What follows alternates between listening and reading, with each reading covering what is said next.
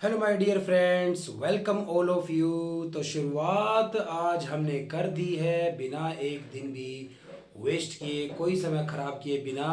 हमने आज से वीडियो लेक्चर स्टार्ट कर दिए हैं इलेक्ट्रोस्टैटिक के लिए क्रैश कोर्स का। आज पहला लेक्चर मैं आपके लिए आज अपने यूट्यूब चैनल फिजिक्स इंडिया पर लेकर आया हूँ। और कुछ कॉन्सेप्ट ऐसे होंगे जिनका पहले सवाल देखेंगे, उन्हें सवाल सोल्व करते करते समझेंगे, इम्पोर्टेंट सारे कॉन्सेप्ट पढ़ेंगे। ध्यान रखिएगा, ये क्रैश कोर्स है, कम समय में हमें बोर्ड की बेहतरीन तैयारी करनी है, तो इसलिए कुछ खास टॉपिक्स और क्वेश्चंस पर हम बात करेंगे। पर मेरा विश्वास कीजिए, मैं आपको विश्वास दिलाना चाहता हूँ, मेरी बात मानकर चलिएगा। प्रिपरेशन बहुत ज़बरदस्त होगी। अगर आपने एक एक लेक्चर कंप्लीट देखा होगा तो आपको किसी और बुक पर जाने की ज़रूरत नहीं पड़ने वाली है। जो मैं कराऊं उस पर चलिए, इनफ रहेगा। तो कुछ कॉन्सेप्ट ऐसे होंगे जिनका सवाल उठाएंगे और उन्हें सवाल सोल्व करते करते समझेंगे। कुछ कॉन्सेप्ट ऐसे भी होंगे जिन्हें मैं पहले समझाऊंगा और फिर उनके आपको क्वेश्चंस करवाऊंगा, प्रीवियस ईयर्स के भी, और जो भी मुझे लगता है कि इंपॉर्टेंट है, मेरे 10 साल के एक्सपीरियंस से मुझे लगता है कि ये बोर्ड में आता है, तो वो मैं आपको कराने वाला हूं। तो बिल्कुल मैं शुरुआत करने जा रहा हूं आपके साथ इस बात की। मैं क्वेश्चंस यहां पर जो होंगे, गिवन क्या है क्वेश्चन के अंदर, उनका यूज करने वाला हूं। तो उसके लिए आपको कंप्लीट क्वेश्चन की जरूरत पड़ेगी। तो ये वीडियो आप जो मेरी अब देख रहे हैं, तो मैंने लिखा है कि इस नंबर पर व्हाट्सएप करें आप मुझे, अगर आप मेरी इस वीडियो को देख रहे हैं, ताकि मैं आपको वो पीडीएफ भेज सकूं, या मैं वीडियो के लिंक में भी उसे जोड़ दूंगा। पर अभी के लिए आप व्हाट्सएप करें कि मैं आपको पीडीएफ भेज सकूं उन प्रीवियस ईयर क्वेश्चंस की और मेरे फिजिक्स के क्लास 12 के नोट्स की, जिसकी हेल्प से आप अच्छे से पढ़ पाएंगे। तो मैं यहाँ क्वेश्चन थोड़ा सा बस ऐसे पढ़ूंगा आपके सामने और गिवन चीजें लिखकर उसे सॉल्व करूंगा। तो कंप्लीट क्वेश्चन होना चाहिए आपके पास, तभी तो आप समझेंगे कि क्वेश्चन में क्या गिवन है। आपको पढ़ना जरूरी है क्वेश्चन समझने के लिए, और उसके लिए आप मुझे व्हाट्सएप करें ताकि मैं आपको पीडीएफ क्या करूं, सेंड करूं। इलेक्ट्रोस्टैटिक की बात को स्टार्ट करने जा रहा हूं। समय खराब बिल्कुल भी नहीं करेंगे, समय खराब बिल्कुल भी नहीं करेंगे। हर एक इंपॉर्टेंट बात जो सीखनी जरूरी है, वो कुछ बातें ऐसी हो सकती है जो बेसिक है, सीखनी जरूरी है पेपर में, चाहे वो आए या ना आए, पर उनके बिहाफ पर बाकी के सारे कॉन्सेप्ट समझे जाएंगे। तो हर चीज इंपॉर्टेंट है। पहला सवाल, जिस बुक के सॉल्यूशन मैं आपको करा रहा हूं बोर्ड के लिए, उसकी पीडीएफ के लिए व्हाट्सएप करना भूले ना, ताकि और बेहतर आपकी क्या हो सके, तैयारी। तो इस पीडीएफ में जब आप देखेंगे तो पहला सवाल पहले चैप्टर का, चैप्टर 1 की बात कर रहे हैं, electric charges and electric field की बात कर रहे हैं। इलेक्ट्रोस्टैटिक यूनिट का ये पार्ट है। पहला सवाल है, अ नेगेटिवली चार्ज्ड ऑब्जेक्ट। तो मैं पढ़ रहा हूं और सामने लिखता जा रहा हूं, पीडीएफ में आप देख पाएंगे, जिस तरह से भी आप मैनेज कर पाए उसे क्वेश्चन को देखने के लिए। अ नेगेटिवली चार्ज्ड ऑब्जेक्ट एक्स, एक ऑब्जेक्ट है एक्स। सवाल जो हमारे सामने होता है, उस सवाल को इस तरह से कॉपी में लिख लेना कि गिवन चीजों को सजा लेना, सजा लेना ही आर्ट है, एक तरह की साइंस में भी आर्ट है। और आर्ट किस बात की, कि आपके अंदर ये स्किल है कि आप क्वेश्चन को समझकर लिख लें। मतलब मैं जिस तरह से आपको सिखाना चाह रहा हूं, फिर आप जान जाएंगे कि फॉर्मूला क्या लगेगा।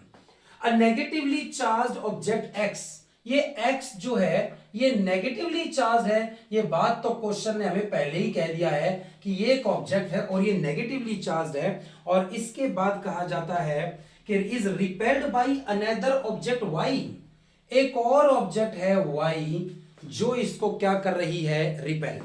अब ये है तो आसान सवाल, बट ये मैंने क्यों उठाया, क्योंकि इस सवाल के भरोसे इलेक्ट्रोस्टैटिक इंडक्शन का कॉन्सेप्ट क्लियर हो जाएगा और वो बातें हम जान लेंगे। क्या, पहली बात तो x को अगर y क्या कर रहा है, रिपेल कर रहा है, तो 100% y भी कैसा है, नेगेटिवली चार्ज है। क्योंकि अब एक बात को अच्छे से समझ लीजिए, एमसीक्यू में भी आ सकता है। और क्या कहा जा रहा है इसके अंदर, रिपेल सिर्फ सिमिलरली चार्ज ऑब्जेक्ट ही कर सकती हैं, मगर अट्रैक्शन में कुछ अलग बात हो सकती है। यानी मतलब हम कहते हैं कि similarly charge objects repel, and unlike charges क्या करते हैं, अट्रैक्ट करते हैं। पॉजिटिव नेगेटिव अट्रैक्ट करते हैं, पॉजिटिव पॉजिटिव रिपेल करेंगे, नेगेटिव नेगेटिव रिपेल करेंगे।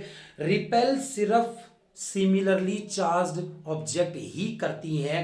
तो हम इसलिए कहते भी हैं, एनसीईआरटी में भी आपको लिखा मिलेगा, repulsion is the sure test of electricity. जब तक एक ऑब्जेक्ट रिपेल ना हो दूसरे की वजह से, तो हम श्योरिटी से नहीं कह सकते कि उसके ऊपर चार्ज है या नहीं। मतलब कि अगर ये पहली ऑब्जेक्ट जो थी ये y को अट्रैक्ट कर रही, मान लो x पर पॉजिटिव चार्ज होता और वो y को क्या कर ले, अट्रैक्ट, तो क्या आप श्योरिटी के साथ कह देंगे कि y नेगेटिवली चार्ज है? भाई हमने तो पढ़ा ही है कि पॉजिटिव नेगेटिव को अट्रैक्ट कर सकता है, उस दूसरे पे पॉजिटिव तो हो ही नहीं सकता। y पे भी पॉजिटिव होता तो रिपेल होता, नेगेटिव है तो अट्रैक्ट होगा। बट एक और बात, y अगर न्यूट्रल भी हो तो भी x उसे क्या कर सकता है, अट्रैक्ट कर सकता है। क्या बात थी अट्रैक्शन से रिलेटेड, मैं आपको अभी बताता हूं भाई। x नेगेटिवली चार्ज है और कह रहा है x को y रिपेल कर रहा है। सवाल ये कह रहा है भाई, इतनी बात से हमें बिल्कुल स्पष्ट हो गया है कि इसका मतलब y भी नेगेटिवली चार्ज ही रहा होगा, क्योंकि सिर्फ सिमिलर चार्ज की वजह से ही क्या हो सकता है, रिपल्शन। तो एक नेगेटिव चार्ज x था, रिपेल कर रहा था उसे कौन, y। However an object z is attracted to object y, जबकि एक और ऑब्जेक्ट है z, वो अट्रैक्ट हो रही है y की तरफ। भाई तो y की तरफ वो अट्रैक्ट क्यों हो रही है, तो फिर x को तो y ने क्या किया है, रिपेल। तो x नेगेटिवली चार्ज दे रखा था तो y भी 100% नेगेटिवली चार्ज है, लेकिन y z को अट्रैक्ट कर रहा है ऐसा कहा जा रहा है। तो फिर z के बारे में आप क्या कंक्लूजन निकाल सकते हैं भाई, तो z जो है वो अट्रैक्ट हो रहा है y की तरफ। तो ऐसा हो सकता है भाई कि y तो नेगेटिवली चार्ज और z कैसा हो सकता है, पॉजिटिवली चार्ज। बिल्कुल अपोजिट चार्ज क्या करते हैं, अट्रैक्ट करते हैं। तो पॉजिटिवली चार्ज हो सकता है z। और बस कॉन्सेप्ट क्या है इस सवाल के अंदर, वो ये है कि Z पॉजिटिवली चार्ज होने के साथ साथ न्यूट्रल भी हो सकता था। एक न्यूट्रल ऑब्जेक्ट को भी अट्रैक्ट किया जा सकता है। और ये कैसे भाई, क्लास का पहला ही एक्सपेरिमेंट, पहला ही डेमो होता है, एक तरीके का एग्जाम्पल होता है। हर फिजिक्स का टीचर देता है ये एग्जाम्पल कि अगर स्केल को रब किया जाए, अगर स्केल को रब किया जाए, किसी पेन को रब किया जाए हेयर्स के साथ और पेपर के छोटे छोटे पीसेस को वो अट्रैक्ट कर लेगा। क्यों कर लिया भाई अट्रैक्ट उसने, क्योंकि जब एक चार्ज बॉडी, चाहे वो पॉजिटिवली चार्ज हो चाहे वो नेगेटिवली चार्ज हो, वो किसी अनचार्ज बॉडी के पास लेकर जाते हैं जब हम, तो अनचार्ज बॉडी के पास जब हम लेकर जाते हैं इसको, तो वो अनचार्ज बॉडी पर क्या करती है कि ये पॉजिटिव चार्ज जो था वो इस ऑब्जेक्ट पर नियर वाले एंड पर तो नेगेटिव इंड्यूस कर देगा, अपोजिट इंड्यूस करेगा ना, अपोजिट वालों को अपनी तरफ खींचेगा कि इस ऑब्जेक्ट के अंदर जो पॉजिटिव नेगेटिव चार्जेस है उनमें एक सेपरेशन बनाने की कोशिश हो रही है। ये पॉजिटिव नेगेटिव को अपनी तरफ अट्रैक्ट करेगा और पॉजिटिव को रिपेल करेगा। तो ये तो ऑब्जेक्ट कैसी थी, न्यूट्रल, बट इस पर अब नेगेटिव और पॉजिटिव चार्ज दिखाई दे रहे हैं। ये फिनोमेनन चार्जिंग का कौन सा फिनोमेनन है, इलेक्ट्रोस्टैटिक इंडक्शन। तो चार्जिंग के कौन कौन से मेथड, अभी इलेक्ट्रोस्टैटिक इंडक्शन जो ये है कि ऐसे एक चार्ज बॉडी पास लाने से इसके ऊपर अपोजिट चार्ज दिखाई देने लग जाता है। कंडक्शन, एक चार्ज है एक अनचार्ज है, दोनों को टच कर दिया, दोनों को टच कर दिया अगर मैंने, तो फिर उन दोनों में चार्जेस की शेयरिंग हो जाती है तब तक जब तक उनका पोटेंशियल क्या ना हो जाए, सेम ना हो जाए। और तीसरा था फ्रिक्शनल इलेक्ट्रिसिटी, ये स्केल को रब किया है ना जो हमने, इसकी वजह से चार्ज आ जाता है। एक बैलून को रब करेंगे किसी के साथ, मतलब जैसे टॉवल के साथ रब करें तो चार्ज आ जाएगा इस तरह से उसके ऊपर। तो ये अनचार्ज थी लेकिन नेगेटिव पॉजिटिव आ गई। अब नेगेटिव ज्यादा क्लोज है पॉजिटिव के कंपैरिजन में, तो अट्रैक्शन ज्यादा है रिपल्शन कम है, तो ये पॉजिटिवली चार्ज बॉडी इस ऑब्जेक्ट को अट्रैक्ट कर लेगी, जबकि ओवरऑल वो दूसरी बॉडी क्या है, न्यूट्रल। तो फिर जब इसने कहा जेड वाई की तरफ अट्रैक्ट हो रहा है, तो जेड पॉजिटिवली चार्ज भी हो सकता था और जेड नेगेटिवली चार्ज भी हो सकता था। और भाई जब पीडीएफ आपके पास पहुंच ही जाएगी, कहने का मतलब ये वीडियो देखने लगे तो उससे पहले मुझे व्हाट्सएप करें ताकि मैं आपको पीडीएफ भेज सकूं, क्योंकि आपने ये वीडियो देखनी स्टार्ट कर दी है, क्वेश्चन समझने स्टार्ट कर दिए, क्वेश्चन तो आपके पास होने चाहिए ना। और क्वेश्चन नंबर पहला था, उसका आंसर इसलिए सी बन जाएगा कि वो न्यूट्रल भी हो सकता है जेड और वो पॉजिटिवली चार्ज भी हो सकता है। तो दूसरे क्वेश्चन पर पहुंचेंगे भाई, अगले नेक्स्ट क्वेश्चन पर। हर सवाल नहीं करने वाला हूं, मैं इंपॉर्टेंट सवाल कराने वाला हूं। हाँ, प्रैक्टिस करते वक्त इस पीडीएफ से अगर आपके पास समय बचता है और आप इसका कोई और क्वेश्चन भी करने लगते हैं तो व्हाट्सएप करिए, मैं आपके डाउट के लिए या तो व्हाट्सएप पे सोल्व कराऊंगा या फिर एक वीडियो लेकर आऊंगा उसके लिए। बाकी मैं कहता हूं ना, क्रैश कोर्स है, तैयारी बोर्ड की करनी है, कम समय में बेहतर तैयारी करनी है, तो जितना पढ़ाऊं उन सवालों को करिए, बस दिक्कत नहीं आएगी। जो पढ़ाया उसको बार बार सीखिए, मतलब बार बार रिटर्न प्रैक्टिस करिए उसकी, ये बहुत ज्यादा जरूरी है। रिटर्न प्रैक्टिस करी तो भाई रंग लाएंगे ये क्रैश कोर्स की वीडियोस जो हैं, ये रंग लाएंगी फिजिक्स इंडिया की वीडियोस आपके लिए। ये एक इस तरह का एक क्या था, स्क्वायर बना हुआ था, तो ये एक इस तरह से स्क्वायर बना हुआ था। इससे पहले इलेक्ट्रोस्टैटिक इंडक्शन के कॉन्सेप्ट का एक सवाल था, और अब बात आई है कि आपके पास ये एक क्या है, स्क्वायर है। तो ये जो स्क्वायर है, इस स्क्वायर की साइड गिवन है, तो स्क्वायर की कुछ साइड गिवन है, और स्क्वायर की साइड क्या गिवन थी, डी। तो इस स्क्वायर की जो साइड है वो कुछ डी गिवन है आपको, स्क्वायर की साइड कुछ डी गिवन है आपको। इस कॉर्नर पर एक डब्ल्यू चार्ज रखा गया है, और इस बिल्कुल यहां वाले कॉर्नर पर एक वाई चार्ज रखा गया है, और यहां पर इस मिड पॉइंट पर एक एक्स चार्ज रखा गया है, और यहां पर इस मिड पॉइंट पर एक जेड चार्ज रखा गया है।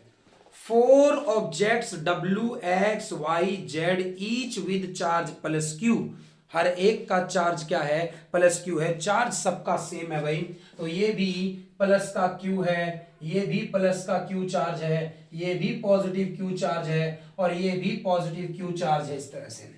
उसके बाद object X and Z are on the mid points, तो मैंने बताई दिया मिड पॉइंट पर, समझ पाएंगे आप। The electrostatic force exerted by object Y on object X, ये जो कह रहा है कि the force exerted by W on X, W ने X के ऊपर कितना फोर्स लगाया है, F। तो फिर भाई W ने X के ऊपर कितना फोर्स लगाया है, ऐसे लिख देंगे उसे XW। इसे क्या पढ़ा जाता है भाई, XW का मतलब हो गया फोर्स ऑन X, किसकी वजह से, ड्यू टू W। तो W ने जो X के ऊपर क्या लगाया, फोर्स। जैसे मैं F12 लिखूं तो force on first object due to second लिखूंगा, तो F XW का मतलब है force on X due to W की वजह से। वैसे दो चार्जेस के बीच में फोर्स का फॉर्मूला क्या होता है, Q1 Q2। भाई सबको नोट्स मिलेंगे, व्हाट्सएप करिए, क्योंकि नोट्स में से ये बेसिक फॉर्मूले की रीडिंग तो लगानी ही पड़ेगी, कॉलम्स लो थोड़ी ना समझाने लगेंगे यहाँ पर। क्रैश कोर्स में ध्यान रखिएगा, बात को ध्यान रखिएगा, नेगेटिव ना हो पॉजिटिव रहें, नेगेटिव बिल्कुल ना हो पॉजिटिव रहें, तैयारी बेहतरीन होगी, किसी की बातों में ना आए, पढ़ते रहें भाई, बस आप पढ़ते रहें, बाकी कुछ ज्यादा सोचने की जरूरत नहीं आपको। तो W और X के बीच में कितना फोर्स लग रहा है, F, उसे कुछ F नाम दे दिया। तो अब हमसे ये पूछ रहा है WZ पर कितना लगाएगा, बस इतना सा सवाल है। जब भी ऐसे सवाल होते हैं ना कि इन दोनों के बीच में तो इतना फोर्स लग रहा है, तो बताओ फिर ये उस पर कितना लगाएगा। तो यानी जो आंसर बताना है ना हमें, वो उन टर्म्स में बताना जो क्वेश्चन के अंदर गिवन है। जैसे क्वेश्चन इन दोनों के बीच में जो फोर्स है वो कितना मान लिया है, F मान लिया है। तो क्वेश्चन ने W और Z के बीच में फोर्स अगर पूछा है तो वो आंसर ऐसे पूछ रहा है कि भाई इस F से 2 टाइम्स लगेगा, 3 टाइम्स लगेगा, हाफ लगेगा, 1/3 लगेगा। ऑप्शन भी आपके सामने है, F/7 के भाई जो फोर्स है वो जितना W और X के बीच में लग रहा है उसका 1/7 टाइम्स लगेगा, उसका 1/5 टाइम्स लगेगा, उसका 1/3 टाइम्स लगेगा, या उनका 1/2 टाइम्स लगेगा। इस तरह के सवाल हैं। तो W ने Z पर कितना फोर्स लगाया ये हमें बताना था भाई। पहली बात, जब भी हमें इस तरह की कोई चीज गिवन हो कि इन दोनों के बीच में इतना फोर्स लग रहा है, अगर हमें फॉर्मूले से निकालना पड़ जाती है बात, तो कैसे निकालते हैं कि भाई ये W है, ये X है, और इन दोनों के बीच का डिस्टेंस D/2 है। भाई पूरी साइड तो D है ना स्क्वायर की, तो ये कितना हो जाएगा, इसलिए D/2 हो जाएगा। तो W और X के बीच में अगर मुझे फॉर्मूले से फोर्स निकालना पड़ता तो मैं फॉर्मूला लगाता K, पहला चार्ज Q है, दूसरा भी Q है, तो K Q का स्क्वायर हो गया अपॉन में d/2 डिस्टेंस है उसका स्क्वायर कर दो। भाई d/2 का स्क्वायर करूंगा तो d²/4 होगा, नीचे वाला 4 ऊपर जाएगा, 4kq² और अपॉन में d का स्क्वायर, इक्वेशन नंबर 1/, कि इन दोनों के बीच में वो जो फोर्स लग रहा है F, उसे फॉर्मूले के अकॉर्डिंग लिखो तो कुछ ऐसा आंसर आता मेरा, इस तरह से, इस तरह का आंसर आ जाता मेरा भाई, ऐसा आंसर आ जाता। तो अब इन दोनों के बीच में फोर्स की बात करते हैं, और भाई इन दोनों के बीच में जब फोर्स की बात आती है तो पहले इन दोनों के बीच का ये डिस्टेंस पता होना चाहिए हमें। ये डिस्टेंस कैसे पता करें भाई, ये एंगल तो 90 होता है स्क्वायर के केस में, स्क्वायर की साइड d होती है, तो ये वाली साइड तो d हो गई है इसकी, ये पूरी d थी तो ये आधी है, मिड पॉइंट पे रखा हुआ, ये पहले बताया गया d/2 है, तो फिर ये हाइपोटेन्यूज बन रहा है, ये परपेंडिकुलर हो गया, ये बेस हो गया और ये हाइपोटेन्यूज हो गया, तो परपेंडिकुलर का स्क्वायर मतलब d का स्क्वायर प्लस बेस का स्क्वायर, d/2 का स्क्वायर कर रहा हूं भाई मैं, d²/4, पाइथागोरस लगाई है, एलसीएम लूंगा 4 का इसके साथ, 5d का स्क्वायर अपॉन में 4, रूट से बाहर कितना भाई, 5 तो रूट से बाहर आएगा नहीं, 4 है तो रूट से बाहर 2 आ जाएगा, d का स्क्वायर है रूट से बाहर d आ जाएगा। W और Z के बीच का डिस्टेंस कितना आ गया मेरे पास, √5/2 times of side of the square d के बराबर आ गया इस तरह से। तो नया फोर्स W और Z के बीच में कितना लग रहा होगा, ऐसे WZ लिख लो, यानी W पर Z ने कितना लगाया, या फिर मैं ZW लिखूं मतलब Z पर W ने कितना लगाया, बात तो बराबर है, क्यों, मैग्नीट्यूड तो दोनों का सेम है, पहला चार्ज दूसरे पे जितना फोर्स लगा रहा है, दूसरा चार्ज भी पहले पर उतना ही लगा रहा है, मगर अपोजिट डायरेक्शन में लगाता है, इस तरह की बातें होती हैं।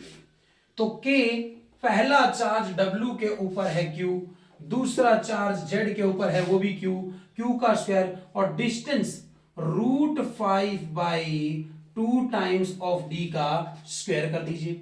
भाई आप नीचे स्क्वायर करेंगे तो ये 2 का स्क्वायर है, ये तो घूमकर ऊपर 4 हो जाएगा, KQ² अपॉन में √5 का स्क्वायर 5 हो जाएगा और D का भी स्क्वायर हो गया। ये नए फोर्स की वैल्यू है, मतलब जो इसके और इसके बीच में लग रहा है, इन दोनों के बीच में लगने वाला इतना फोर्स है। फर्स्ट इक्वेशन से कंपेयर कर लीजिए भाई, 4kq² को हम 4 और ये 5 को अलग लिख दूं ना अगर थोड़ा सा, तो 4kq² अपॉन में d² को हम क्या लिख सकते थे यहां पर, पुराने वाला F, यानी जितना फोर्स W और X के बीच में लग रहा था, इन दोनों के बीच में वो फोर्स जो है वो पहले के कंपैरिजन में 1/5 टाइम्स लिखा जा सकता है, पहले के कंपैरिजन में 1/5 टाइम्स लिखा जा सकता है।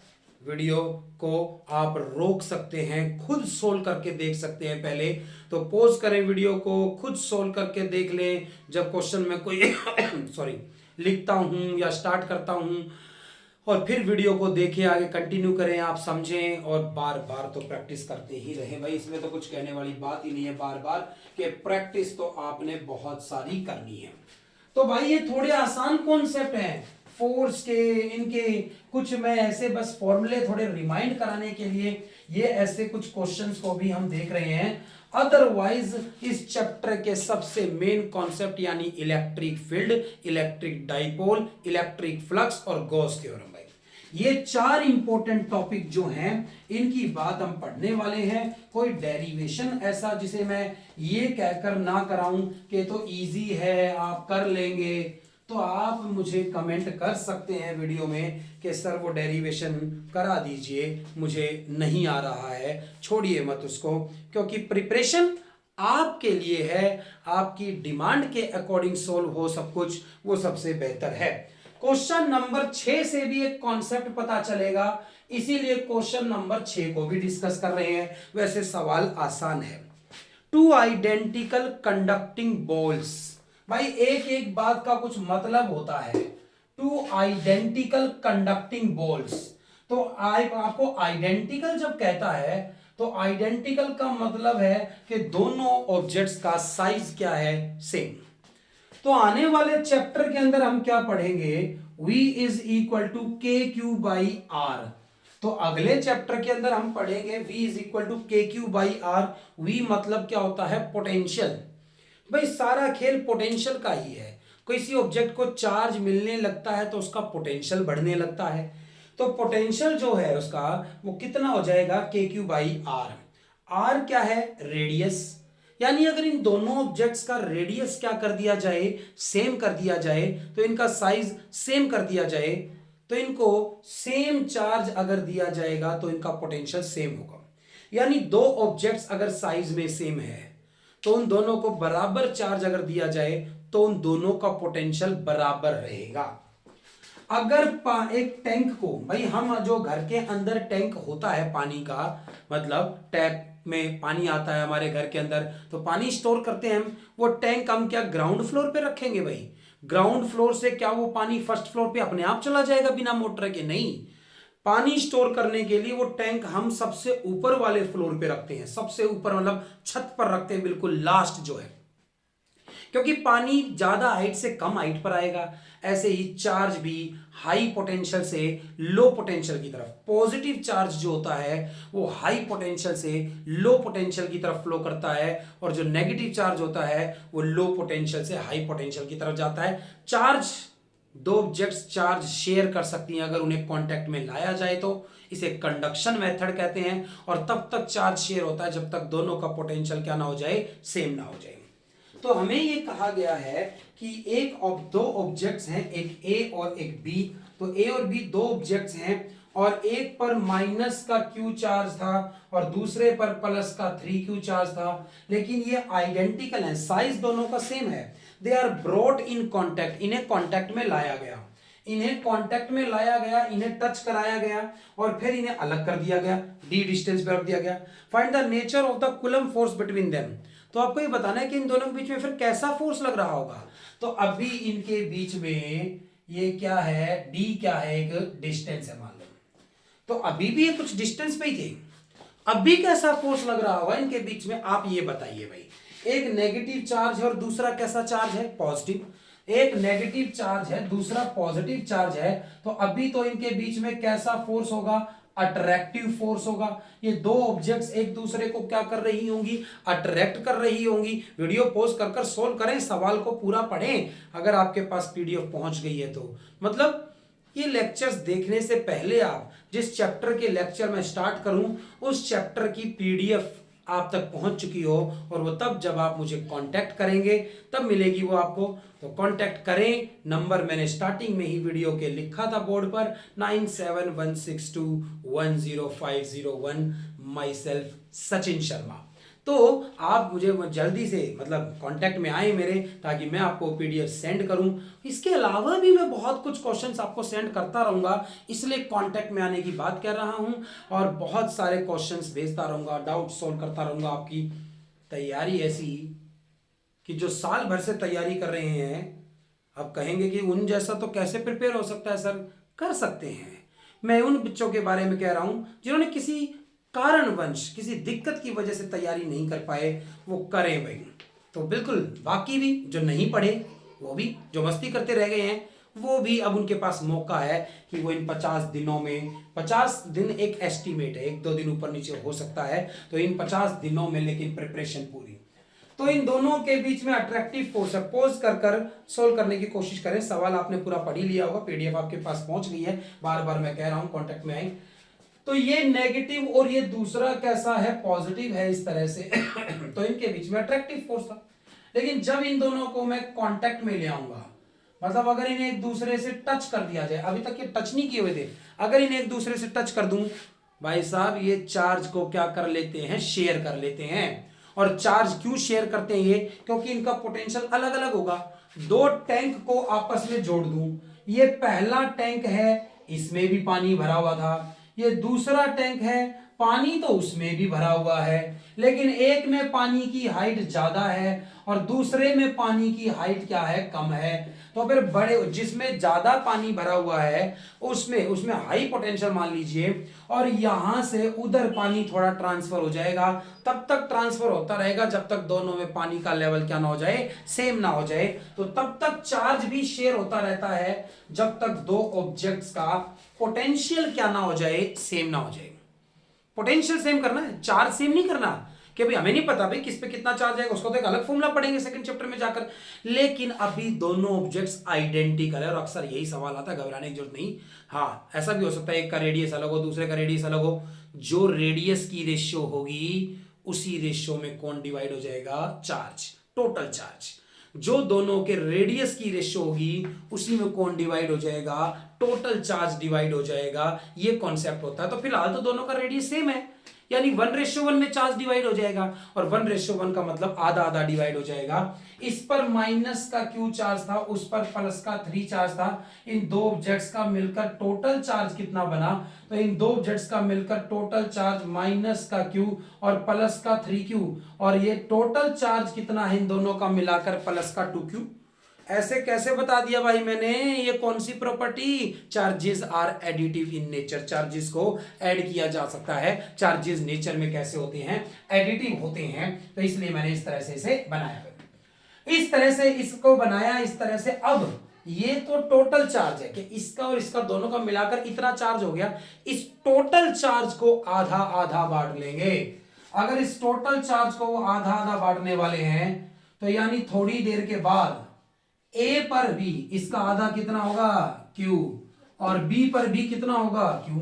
तो थोड़ी देर के बाद दोनों पर प्लस क्यू और प्लस क्यू चार्ज है, दोनों के ऊपर, इस पर भी प्लस क्यू, उस पर भी प्लस क्यू चार्ज है। और भाई दोनों पर अब अगर पॉजिटिव चार्ज है और ये डी डिस्टेंस पे रखे हुए हैं, तो अब इनके बीच का फोर्स कैसा हो गया होगा, रिपल्सिव हो गया होगा।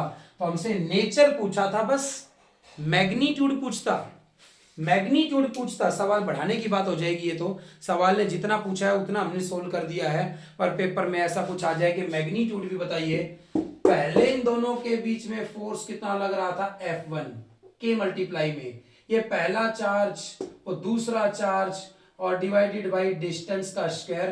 पहले इनके बीच में लग रहा था 3k का स्क्वायर अपॉन में d का स्क्वायर। पहले इतना फोर्स लग रहा था और अट्रैक्टिव था, ये ऑब्जेक्ट्स अट्रैक्ट कर रही थी, इतना फोर्स पहले लग रहा था। हम फोर्स के इस फॉर्मूले में चार्ज का साइन नहीं पुट करते, मैं सिर्फ मैग्नीट्यूड फाइंड कर रहा हूं, इसलिए माइनस का चार्ज था। कभी सोचे माइनस क्यों नहीं पुट किया, हमें फोर्स के फॉर्मूले में साइन पुट नहीं करना है, इलेक्ट्रिक फील्ड के फॉर्मूले में भी साइन पुट नहीं करना है, पोटेंशियल के फॉर्मूले में करना है अगले चैप्टर में, पोटेंशियल एनर्जी के फॉर्मूले में पुट करना है अगले चैप्टर में।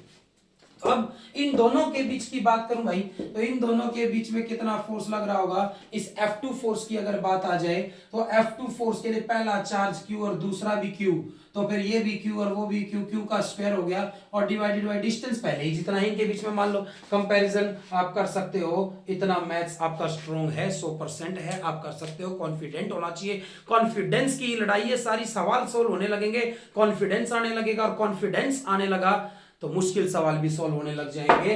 3 गुना पहले जितना लग रहा था, मतलब अब कम हो गया है, मैग्नीट्यूड पहले से कम हो गया भाई। पहले इन दोनों के बीच में जो फोर्स था नेचर में तो वो अट्रैक्टिव था, ये दो ऑब्जेक्ट्स अट्रैक्ट कर रही थी एक दूसरे को, और फोर्स लग रहा था 3k² d²। अब इन दोनों के बीच में एक तो रिपल्शन आ गई है और अब मैग्नीट्यूड भी बदल गया है, k² कितना हो गया, d²। इन दोनों इक्वेशंस को अगर आप डिराइव करोगे तो आप ये देखोगे कि ये जो नया फोर्स आया है आपका, कि ये जो नया फोर्स आया आपका वो पहले वाले का 1/3 हो गया है। ठीक बात। तो इस तरह से आप देख पाएंगे कि कितना हो गया है, ये 1/3 हो गया है, कम हो गया है फोर्स भी पहले के कंपैरिजन में। तो पहले के कंपैरिजन में जो फोर्स है वो कम हो गया है। तो इस क्वेश्चन की बात बिल्कुल क्लियर है, कंप्लीट है। मैं एक दो और न्यूट्रल बात के जो है वो सवाल और देखूंगा। मैं आपको अगले लेक्चर के अंदर बड़े इंपॉर्टेंट कॉन्सेप्ट समझाने वाला हूं इलेक्ट्रिक फील्ड के। तो लेंगे 3 4 5 लेक्चर लेंगे, हालांकि छोटे छोटे, कोई बहुत बड़े नहीं है। तो ये वीडियो आपको कुछ बेसिक कॉन्सेप्ट्स को क्लियर करती है। मैं अगली बार और बेहतरीन कॉन्सेप्ट, कहने का मतलब इंपॉर्टेंट कॉन्सेप्ट लेकर आने वाला हूं इलेक्ट्रिक फील्ड का, जो कि आप देख पाएंगे पीडीएफ के अंदर। भाई हम टॉपिक टॉपिक वाइज चल रहे हैं। तो ये पहला टॉपिक था चार्जेस, उनकी प्रॉपर्टीज, फोर्स, कूलम्स लॉ के क्वेश्चंस थे कुछ इस तरह से। फिर इलेक्ट्रिक फील्ड की भी बहुत इंपॉर्टेंट जो कॉन्सेप्ट्स की बात करेंगे। बात आती है इलेक्ट्रिक फील्ड की, फोर्स कितना लग रहा है दो चार्जेस के बीच में, तो उसके लिए हमें फोर्स की जरूरत पड़ती है भाई, मतलब दोनों चार्जेस की जरूरत पड़ती है, पहला कितना है और दूसरा कितना है। लेकिन जब इलेक्ट्रिक फील्ड फाइंड करने की बात आती है तो इलेक्ट्रिक फील्ड की डेफिनेशन तो आपको बहुत सिंपल मिल जाएगी।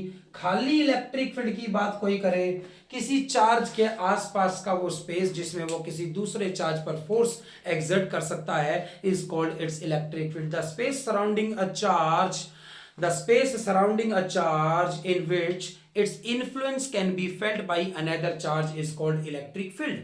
बात आती है अब किसी पॉइंट पर कितना फोर्स एक्सपीरियंस करेगा कोई चार्ज, वो तो अलग अलग होगा और वो अलग अलग चार्ज के लिए भी अलग अलग होगा।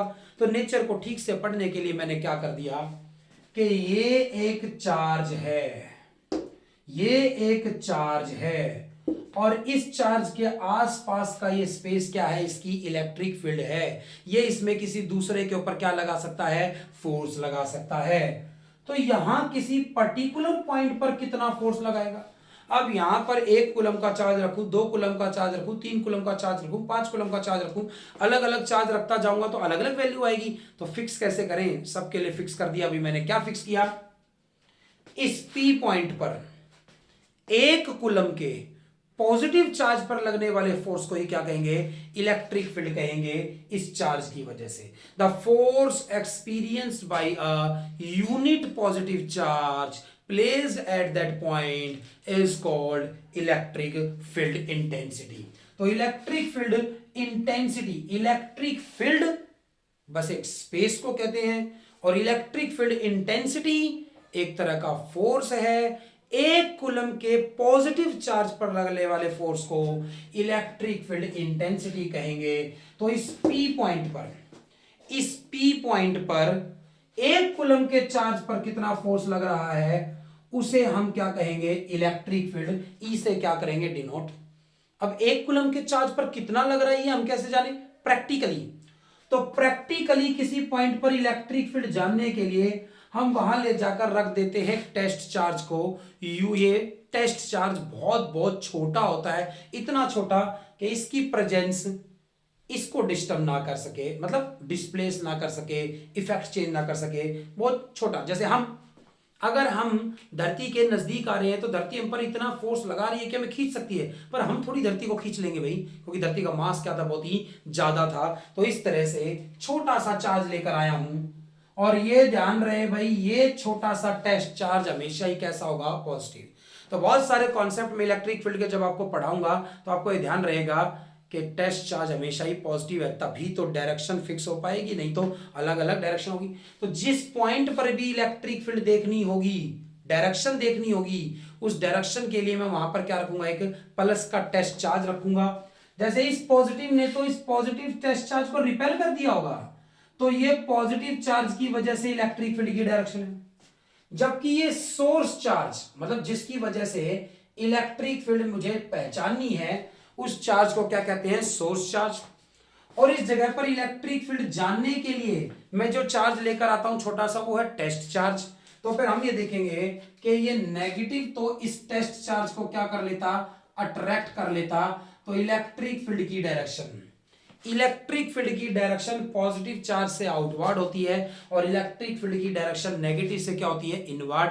ये तो डायरेक्शन की बात होगी भाई, इससे आगे से हम ये ध्यान रखेंगे, पॉजिटिव से इलेक्ट्रिक फील्ड लाइंस आउटवर्ड होती हैं और नेगेटिव चार्ज से इलेक्ट्रिक फील्ड लाइंस कैसी होती हैं, इनवर्ड होती है। आगे जो मैं ड्रॉ कराने वाला हूं अगले लेक्चर में, उसके लिए बहुत काम आने वाला है। और रही बात मैग्नीट्यूड की, तो इस टेस्ट चार्ज के ऊपर फोर्स कितना लग रहा है, F, और इस टेस्ट चार्ज की वैल्यू से ही अगर मैं डिवाइड कर दूं तो फिर 1 कूलम पे लगने वाला फोर्स आ जाएगा। ये फॉर्मूला बन गया ना, force per unit charge, divide में चार्ज कर दिया तो एक कूलम के चार्ज पर लगने वाले फोर्स को ही क्या कहते हैं, हम इलेक्ट्रिक फील्ड कहते हैं। एक कूलम के पॉजिटिव चार्ज पर लगने वाले फोर्स को इलेक्ट्रिक फील्ड कहते हैं। न्यूटन पर कूलम एसआई यूनिट है इलेक्ट्रिक फील्ड की, इसी फॉर्मूले से बनी है, ये न्यूटन और ये पर कूलम। तो भाई आपको यूनिट्स हमेशा फॉर्मूले से समझनी चाहिए, रटनी कभी नहीं चाहिए। न्यूटन पर कूलम और वोल्ट पर मीटर भी इलेक्ट्रिक फील्ड की यूनिट है। अब आप कहेंगे सर ये तो कोई फॉर्मूला आपने लिखा ही नहीं, ये कैसे रटे हम, रटनी नहीं, अभी तो सिर्फ बताइए नॉलेज के लिए। अगले चैप्टर में इलेक्ट्रिक फील्ड का एक और फॉर्मूला आएगा जहां से वोल्ट पर मीटर यूनिट होती है, ये जान जाएंगे आप भाई। तो इलेक्ट्रिक फील्ड का फॉर्मूला फोर्स डिवाइडेड बाई क्या होता है, चार्ज, और न्यूटन पर कूलम एसआई यूनिट और वोल्ट पर मीटर भी इसकी एसआई यूनिट। ठीक है सर, यानी किसी पॉइंट पर इलेक्ट्रिक फील्ड अगर निकालनी होगी तो पहले वहां का फोर्स पता होना चाहिए, फिर टेस्ट चार्ज की वैल्यू से डिवाइड करूंगा तो फिर एक कूलम पे लगने वाला फोर्स आ जाएगा, वो इलेक्ट्रिक फील्ड है। बात भी सही है, लेकिन अगर एक पॉइंट चार्ज का सवाल है, एक पॉइंट चार्ज का मतलब अभी जब इस पी पॉइंट पर इलेक्ट्रिक फील्ड देखना चाहता था, यहाँ एक पॉजिटिव चार्ज हो सकता था, नेगेटिव हो सकता था, बड़ी सी वायर हो सकती थी, बड़ी सी शीट हो सकती थी, बड़ा सा स्फेयर हो सकता था, होलो स्फेयर हो सकता था। लेकिन अगर पॉइंट चार्ज है तो पॉइंट चार्ज है तो बड़ा स्पेशल है फॉर्मूला, बार बार हमें इस बात पर नहीं जाना पड़ेगा कि पहले फोर्स निकाले फिर चार्ज निकाले। ये चार्ज की वैल्यू कितनी है, Q, और कितनी दूर इलेक्ट्रिक फील्ड निकालनी है आपको, R डिस्टेंस पर। तो पॉइंट चार्ज के लिए फॉर्मूला होता है KQ/R²। क्रैश कोर्स है भाई, इसके डेरिवेशन पर जाने की जरूरत नहीं है, और है इतना आसान कि नोट्स पढ़ने लगोगे तो KQ/R² कैसे है आसानी से जान जाओगे। तो सवाल करने हैं इन फॉर्मूलों पर बेस्ड, और वो क्वेश्चन मैं अगले लेक्चर में स्टार्ट करूंगा। इलेक्ट्रिक फील्ड लाइंस की properties, electric field lines draw कर कर दिखाऊंगा अगले लेक्चर में, और उसकी प्रॉपर्टीज के कैसे सवाल आ सकते हैं ये बताऊंगा, और फ्लक्स तक पहुंचेंगे।